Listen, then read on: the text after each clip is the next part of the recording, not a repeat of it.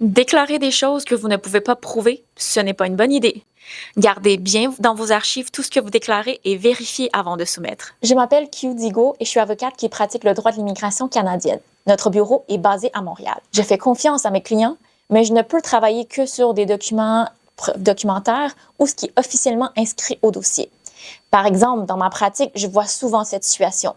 Un client qui a reçu une intention de refus vient me voir et me dit sincèrement, avec conviction, je suis certaine d'avoir déclaré autre chose ou je ne voulais vraiment pas dire ça, j'ai mal choisi le mot ou c'était mal traduit.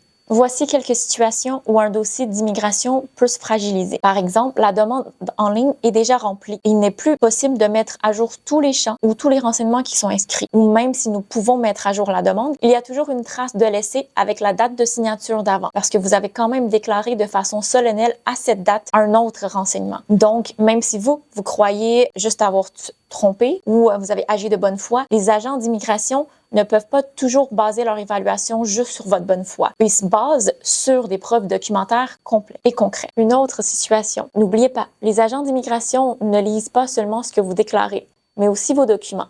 Donc, l'agent pourrait comparer vos déclarations, ce qui se trouve dans les documents, et vos explications additionnelles qui se trouvera en réponse à la réponse de l'intention de refus, par exemple. Quoi faire alors?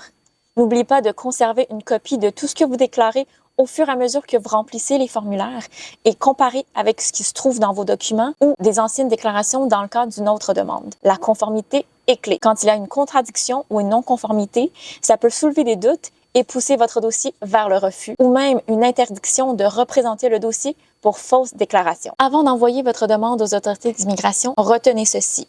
La mémoire n'est pas une preuve. Les preuves documentaires et les captures d'écran, oui, les agents d'immigration n'accepteront pas ce que vous vous souvenez ou croyez être la réalité. Ils ont besoin de voir ce que vous pouvez démontrer avec des preuves documentaires concrètes. Si vous avez des questions, n'hésitez pas à nous contacter.